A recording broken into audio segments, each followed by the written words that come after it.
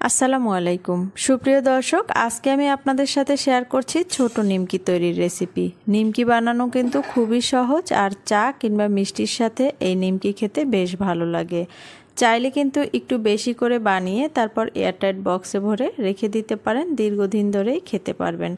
তো চলুন মূল রেসিপি দেখে নেওয়া যাক। প্রথমে আমি একটি বাটিতে নিয়ে নিয়েছি 1 কাপ পরিমাণ ময়দা, চাইলে আটাও নিতে পারেন। পরিমাণ মতো লবণ দিয়ে দিচ্ছি, 1/4 চা চামচ কালো জিরা দিয়ে দিচ্ছি, আর দিয়ে দিচ্ছি 1 টেবিল চামচ পরিমাণ চিনি। এবার আমি শুকনো উপকরণগুলো হাত দিয়ে মিশিয়ে নিচ্ছি। আমার শুকনো উপকরণগুলো মিশিয়ে নেওয়া হয়ে গেছে। এখন আমি দিয়ে দিচ্ছি 2 টেবিল চামচ পরিমাণ সয়াবিন তেল। এবার আমি এই তেলের সাথে শুকনো উপকরণগুলো খুব ভালোভাবে হাত দিয়ে মিশিয়ে নেব। তো শুকনো উপকরণগুলো কিন্তু খুব ভালোভাবে তেলের সাথে মিশিয়ে নেওয়া হয়ে গেছে, আর দেখেই বুঝতে পারছেন আমি এটা খুব ভালোভাবে মিশিয়ে নিয়েছি। এখন আমি নর্মাল তাপমাত্রার পানি দিয়ে একটি ডো বানিয়ে নেব। ডোটা অনেক বেশি সফট করেও বানাবো না, আবার একেবারে শক্ত করেও বানাবো না। আর দেখুন আমার ডোটা বানানো কিন্তু হয়ে গেছে। এখন আমি এই ডোটাকে রেস্টে রেখে দেব 20 মিনিটের জন্য। ফিরে এলাম 20 মিনিট পরে, আর দেখুন ডোটা কিন্তু অনেকটাই সফট হয়ে গেছে। এখন আমি এই ডোটাকে একটু মথে নিচ্ছি। কিছু সময় মথে নিয়েছি, এবার আমি লেচি কেটে নিচ্ছি। তো আমি 3টা লেচি কেটে নিয়েছি। আমি এভাবে ডোগুলোকে লেচিগুলোকে গোল বলের শেপ দিয়ে নিয়েছি, আর একটা লেচি রেখে বাকি লেচি দুটাকে আমি একটি ঢাকনা দিয়ে ঢেকে একটা সাইডে রেখে দিচ্ছি, যাতে লেচিগুলো ড্রাই না হয়ে যায়। এবার আমি যে লেচিটা নিয়েছি সেটা বেলে নিচ্ছি। এখানে কিন্তু আটা বা ময়দা নেওয়া যাবে না।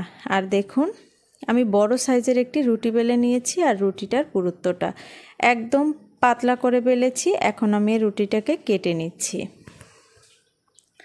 আমি একটি পিৎজা কাটার দিয়ে এভাবে করে কেটে নিয়েছি। আপনারা কিন্তু চাইলে ছুরি দিয়েও কেটে নিতে পারেন।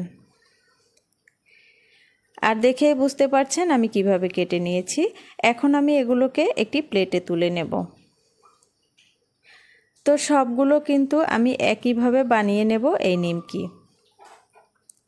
এবার আমি নিমকিগুলোকে ভেজে নেব। চুলায় প্যান বসিয়ে পর্যাপ্ত পরিমাণ তেল দিয়ে তেলটাকে ভালোভাবে গরম করে নিয়েছি, আর চুলার আঁচ হাই হিটে রেখে এখন আমি এই নিমকিগুলোকে ভেজে নিচ্ছি।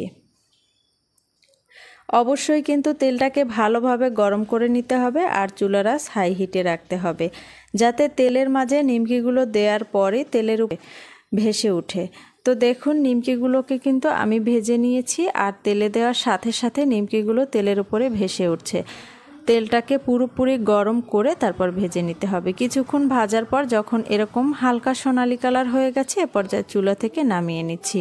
কারণ এটা চুলা থেকে নামিয়ে নেওয়ার পরে এটা ঠান্ডা হতে হতে এটার কালারটা আরও বেশি গাঢ় হয়ে যাবে। তো সবগুলো নিমকি একইভাবে চুলার আঁচ হাই হিটে রেখে, আর দেখুন নিমকিগুলো আমি একটি স্ট্রেনারের উপরে রেখেছি, টিস্যু রেখে স্ট্রেনারের উপরে তারপরে আমি নিমকিগুলো রেখেছি, যাতে এক্সট্রা তেলটা টিস্যুতে শুষে নিয়ে যায়। এবার পরিবেশন করে নিচ্ছি। আর দেখুন মাশাআল্লাহ নিমকিগুলো কিন্তু অনেক বেশি ক্রিস্পি হয়েছে আর খাস্তা হয়েছে। চাইলে বাসায় ট্রাই করে দেখতে পারেন। আল্লাহ।